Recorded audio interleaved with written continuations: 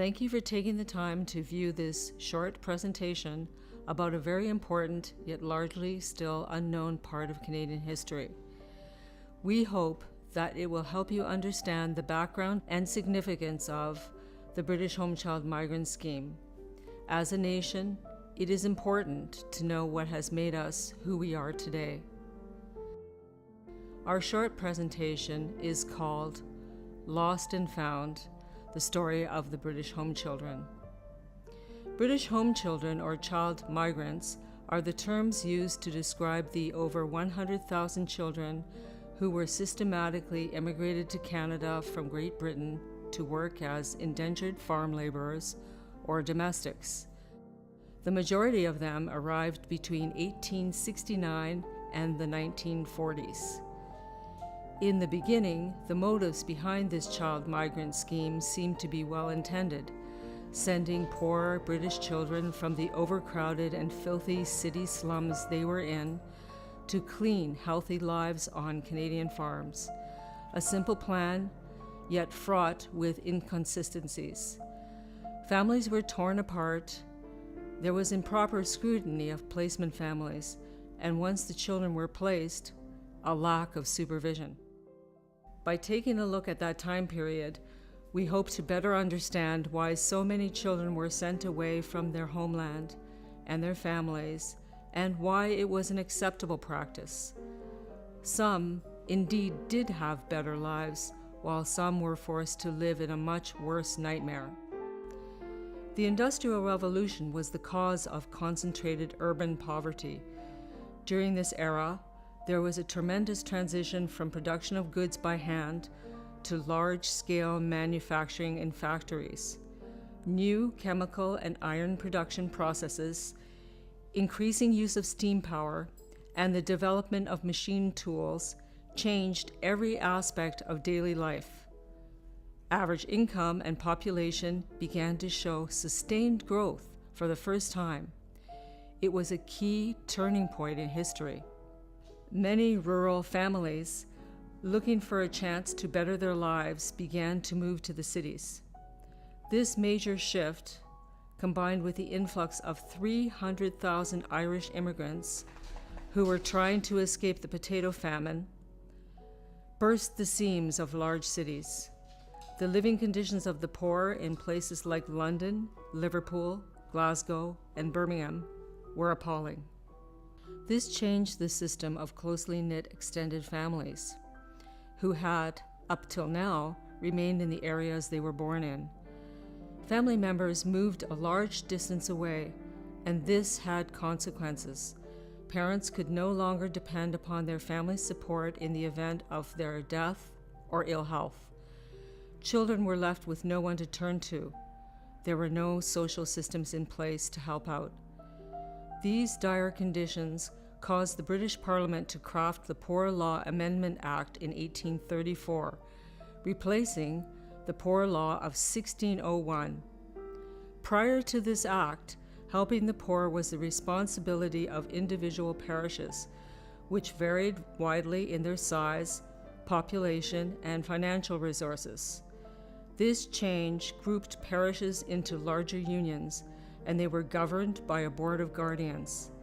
This more centralized system needed to replace the small facilities that had previously been used with the much-hated workhouse. The workhouses were cold and drafty with high prison-like stone walls. The poor were seen as lazy, and so life at the workhouse was made as undesirable as possible in order to prevent people from abusing the relief system. For the impoverished, the workhouse was seen as a last resort, parents choosing to put their children out to work as young as 4 rather than end up there. When children did work, conditions were usually dangerous. Many children were killed, falling into path of coal cars, or being crushed to death under machinery in the cotton mills. Some suffered horrific injuries in match factories or glassworks. For those reasons, some children resorted to the streets, selling matches, shining boots, or stealing. Lord Shaftesbury, who was an elected MP, became a strong supporter of the rights of working children. He revealed in official reports the details of the abuses they suffered, particularly in the coal mines and textile factories. The public outcry, especially among the upper and middle classes, provided the incentive to change the working conditions of children. Led by Shaftesbury, reformers proposed to limit child labor to a 10-hour day, but factory owners resisted. However, in 1833 and 1844, the first general laws against child labor, called the Factory Acts, were passed in Britain. Under their terms, it became illegal for children under 9 to work in textile factories. Children aged between 9 and 13 should work no more than 8 hours a day. The reformers' main disappointment was that only 4 inspectors were employed to monitor this legislation.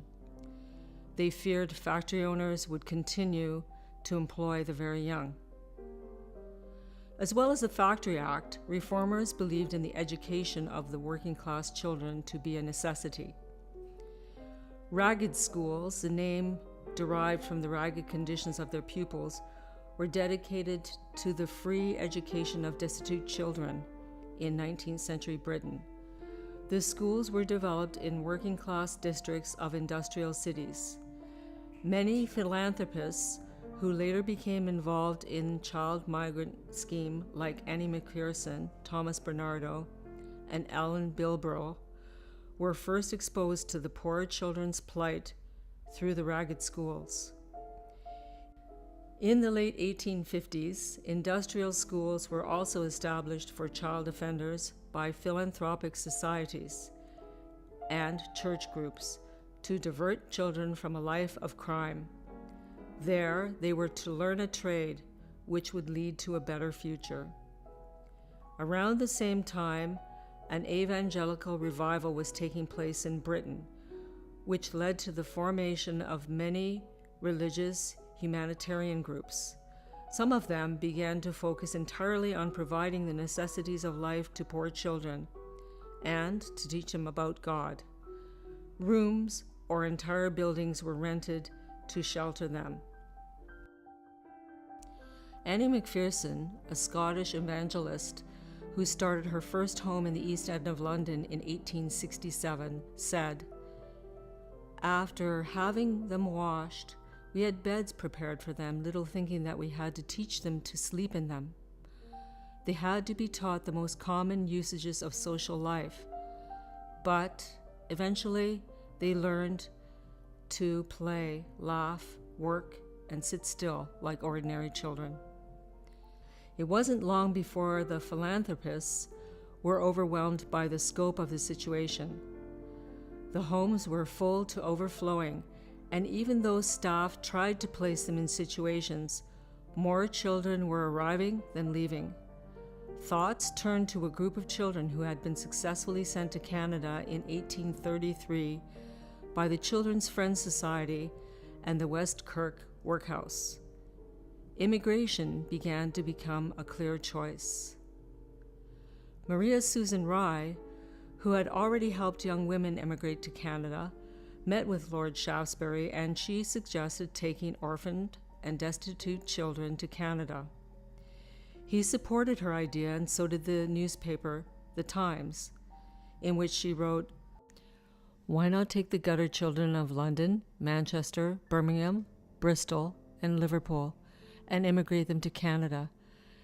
Can anything I introduce them to be worse than that to which they are doomed?" The Board of Guardians of the Poorhouse Unions agreed. Rye started working with them, and in 1869 brought her first group of children to Canada. Annie Mcpherson soon followed suit, although only a small percentage of her children were from the workhouse or industrial schools. Helped by her sisters, she had, by 1874, brought 2,000 children to Canada. In the early years, the voyages they had to take to get here could take 2 or 3 weeks, depending on the weather. It must have been quite frightening for the children to realize how far away Canada was. to leave behind everything they knew and to be sent to a placement that was sometimes quite isolated and lonely. The initial reaction of the Canadian public to the home children was of great kindness and concern as they learned of the appalling circumstances in which the children had been. Donations of money, food, clothing, and offers to visit the children poured in. Buildings or even land was supplied. Canada's population was rapidly expanding, and workers of all descriptions were in great demand. Farmers, some immigrants themselves, needed cheap labor to clear their land, plant and harvest their crops. Hired men were in short supply and too expensive for a lot of the farmers, when children could be indentured and work for a fraction of the cost. And, up to 1891, immigration to Canada was under the control of the Department of Agriculture, who wholeheartedly endorsed bringing children to Canada as farm workers, as an economical way of supporting Canadian agriculture. However, once in their placements, treatment of the children varied from farm to farm. Some were very well treated and became like members of the family. Some were beaten, given rotten food, and made to sleep in the barn with the animals. Some were seen as workers and not as children. Reports of neglect, lack of supervision, and placement of the children began to filter over to Great Britain, and in 1874, the local government board responsible for workhouses in England ordered an inspection of the organizations taking workhouse child inmates to Canada. Andrew Doyle's report, focusing mainly on Maria Rye, but also mentioning Annie Mcpherson, was scathing. Street Arabs, or guttered children, for whom no consent for their immigration had been received, were mixed with what Doyle called the well-trained inmates of the workhouses or industrial schools. Accusations of making money from the children's arrangements and of children not receiving any training were also high on his list. He condemned the selection of their placements and the irregular or lack of supervision there. As a result of Doyle's report, the Canadian government countered the accusations by forming the Select Committee on Immigration and Colonization. Their findings satisfied the Canadian authorities that the children were being treated properly. The child migrant scheme continued. The floodgates opened. Mcpherson and Rye were soon joined by many other philanthropists, as a belief was still strong in Britain that sending impoverished children to Canada was the right thing to do. Receiving homes began to spring up everywhere, as Thomas Bernardo, William Corrier, James Fagan, John Middlemore, and Dr. Stevenson, amongst others, began to send their children from their establishments in the UK. Well-known organizations and church groups like the Salvation Army, the Church of England, and the Catholic Children's Society joined the movement as well, bringing the total of the organizations to around 55. Applicants for the children far exceeded those sent. When a shipment of children reached Canada, they were either placed by the immigration at the port where they arrived, or, more often, were sent by rail to a receiving home. Within a few days of their arrival, applicants for the children came to the home to make their selection of a child, or the children were sent on to their destinations. Wages were negotiated between the agency and the farmers, and contracts of indenture signed. The children's money was usually sent to the organization to be kept on account for them until they were of age, minus expenses. The most notable and notorious of the organization was Dr. Thomas Bernardo's, sending up to 30,000 children to Canada. In spite of Bernardo's open-door policy, accepting any child who required help, he also took to the streets to rescue children and to bring them to his home. There were inevitable problems concerning his right to do so. It was this fact which led the Roman Catholic Archbishop of Westminster, Cardinal Manning, who was also sending children to Canada, to accuse Bernardo of abducting Catholic children in order to bring them up in the Protestant faith. There were reports of parents who, when asking for their children back, were told that their children had already been immigrated, sometimes after shipping notices were sent to the children's parents advising them that their children had been immigrated a week before. As the law stood, no institution had the right to remove children against the wishes of their parents. By 1888, Bernardo had taken many children from what he called cruel, immoral parents in order to give them what he called a good upbringing. Cardinal Manning insisted that Bernardo was breaking the law, and the dispute between the two men was finally taken to the House of Lords. The House reached the conclusion that the doctor's actions had been legally wrong, but that he was morally right. They recommended that there should be a change in the law under which reputable charities would have the right to resist applications for the return of children to grossly neglectful, criminal, or immoral parents. This Custody of Children Act, sometimes known as the Bernardo Act, was created to make these actions legal. It also went on to say that if a parent asked for his child back and the government believed a parent had abandoned or deserted the child, the government did not have to produce the child. The law also stated that if the child was returned to the parent may have to pay the costs incurred to the organization for bringing up the child. At that time, it would have been impossible for a poor parent to hire a lawyer to dispute the rescue of a child or pay back the costs of bringing up the child. Public opinion in Canada was also beginning to change. There were strong opponents to the movement, mainly those who believed in eugenics.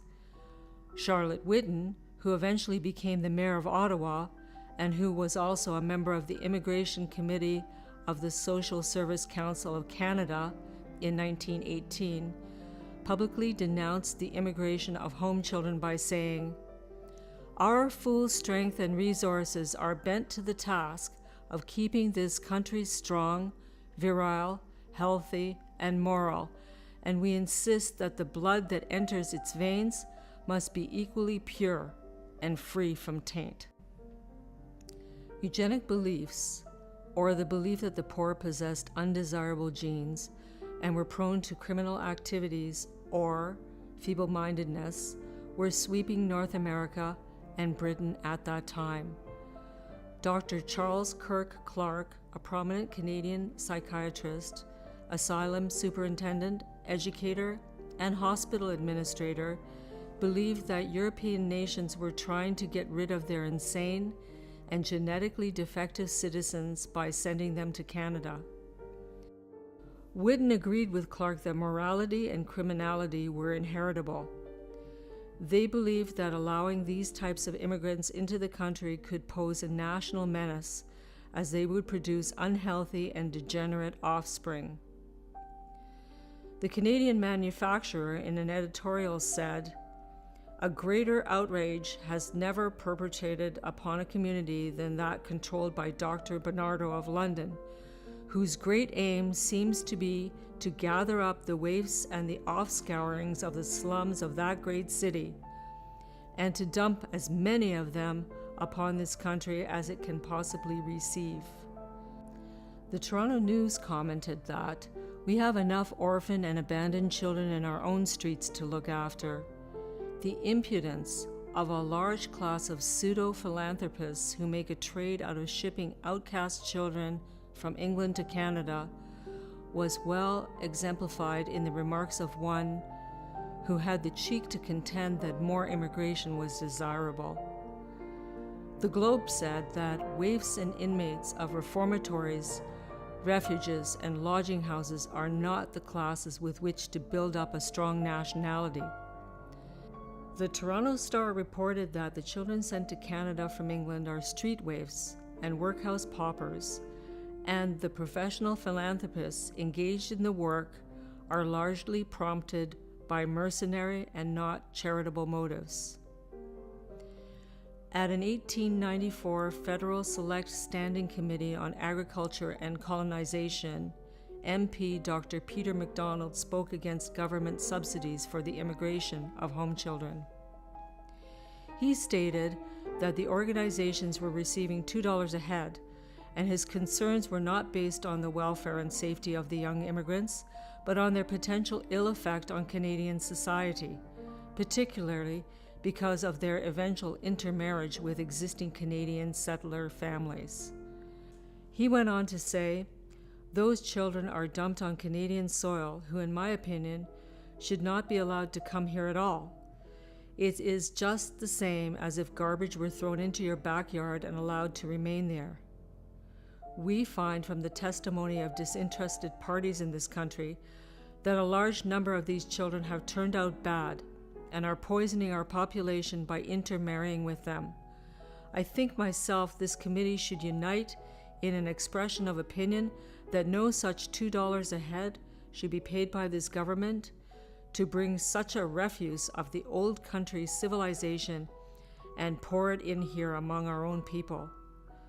We have more means to purify our cattle than to purify our population." The government of Ontario deemed it necessary to pass the Act to regulate the immigration of certain classes of children in 1897. It required the sending organizations to be licensed and a dossier of each child's background to be produced and updated. All children who were returned or ran away from their placements, and the reasons for this, were to be entered into their file. This regulation only applied to children involved in the migrant scheme. Although this seemed to benefit the children, the Premier of Ontario, Arthur Hardy, had this to say: "There is a strong public prejudice against the importation of children, owing partly to the work of placing and supervising not having been properly attended to by some of the agencies. This legislation will assure the Canadian public that every precaution is being taken to guard against the moral or physical deterioration of our people." As a result of this, William Courier tried to fight the legislation, citing that his children were of good standards, and when he lost, he refused to send any more children. It was only after his death that Courier started sending children again. Dr. Stevenson's National Children's Home reduced their numbers to half. Strangely, Alfred Owen of the Bernardo Home saw it as effective in removing difficulties from our path of all who are engaged in legitimate and properly conducted immigration work. There were continued reports of physical and mental abuse of the children, suicide of some, and criminal activities by others. The Government of Canada responded to these claims by hiring an inspector of British immigrant children and receiving homes in 1899. George Smart from Brockville, Ontario, was the only person to ever hold that title. His job was to visit receiving homes in Canada and inspect the children from the Poor Law Boards. He hired Charles Mayer of Winnipeg to help him in the West. It was a difficult job, as children were scattered throughout the country. Smart was a great supporter of the movement, calling it a distinct blessing to the children. He also stated that the poorest home in Canada would be palatial to that from which they have been brought. His reports were usually filled with examples of glowing success. Soon after the beginning of the First World War, no home children were sent to Canada. Almost all of the homeboys already in Canada who were of enlistment age signed up, although most felt it was their duty to fight for their homeland and their adopted country. There is the belief that many joined as it was the only way for them to get back to Great Britain to see any family that might be there. There is evidence that some underage children ran away from their placements and lied about their ages to enlist. The common belief was that the war would only last 3 months. One of the boys, Claude Nunney, received the Victoria Cross, the highest military award for gallantry in face of the enemy. However, because of the shame he felt about his past, Mr. Nunny tried to cover his true identity by claiming he was Irish and had become Canadian by naturalization. In reality, he was born in England and was sent to Canada as part of the child migrant scheme. In Anne of Green Gables, Montgomery seems to have captured the uneasiness which the common Canadian felt when they were confronted with a home child. In the book, Marilla says to her neighbor Rachel, "Matthew suggested getting a homeboy, but I said no flat to that.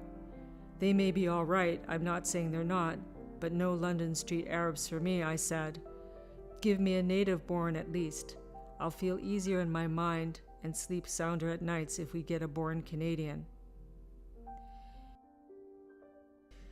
In 1919, although no children were sent to Canada due to the lack of shipping vessels, Great Britain passed the Overseas Settlement Scheme to assist soldiers and their families returning after the war. The scheme offered free passage to ex-military and their dependents to countries in the British Empire. In 1922, this scheme was expanded under the Empire Settlement Act, allowing the general public, including teenagers from the age of 14, to receive free passage. Some of the home child organizations helped with the placement of the young teens. In return for the passage, the immigrants were expected to settle and remain in the country. Canada had always been the prime destination for immigrants due to the proximity to the UK. Now, Australia and New Zealand became more reachable. The Canadian government continued to see child immigration as the cheapest way to increase the number of new immigrants. Yet, they also did relatively little to improve the children's living and working conditions after their arrival. In the mid-1920s, more than 60 British boards of guardians sent identical resolutions to the Canadian High Commissioner demanding that the Canadian government make it compulsory that government officials examine and pre-approve all homes receiving children and frequently monitor those homes. In 1924, the Canadian government passed an order in council that made it illegal for unaccompanied children under the age of 14 to enter the country. This took effect in 1926 and became permanent in 1928. Although small numbers of underage immigrants continued to arrive in the 1930s, these policies largely brought an end to the importation of young child laborers. The practice continued in a reduced way, though, until almost mid-century for those over the age of 14. The Depression era of the 1930s also was a major impetus in reducing child immigration as the children were resented by many men who were unemployed. The child migrant scheme in Canada came to an end as the last group of Bernardo children was sent in 1939, and a final group of children was sent to the Fairbridge Farm School in 1948. Child migration continued, though, in Australia until the 1970s. All in all, Britain viewed Canada as a prime destination for pauper children. At first, child migration was viewed as beneficial to those children. It has been reported, though, that only 1/3 of the children were well treated and well received. The majority were exploited, neglected, defrauded, or mistreated. They were valued only for their labor. Even for those children who were placed in good and loving homes, the general prejudice against the home children did little to make them feel welcome or part of Canadian society. Most never saw their families again and spent many years searching for parents or siblings. Once they were finished their indenture, the children usually remained silent about their past, hoping to be accepted. Many made up lies in order to hide their true identities. This has made it very hard for their descendants to understand what happened to their parents, grandparents, or great-grandparents. However, with all the different technology available, more and more descendants are finding out about their ancestors' pasts. Families, separated for 80 or 90 years, have been reunited. Our group, the British Home Child Group International, has various ways of helping you in your research. Social media, like our Families of British Home Children Facebook page, has researchers available to help you track down your relatives. You can check our website for information at britishhomechild.com. You can also enter your British Home Child's information on our database on rootschat.com, and now, most recently, our British Home Child DNA database on Family Tree DNA. We have already had a number of successes and hope that there will be many more family reunions in the future. Thank you once again for taking the time to view our presentation.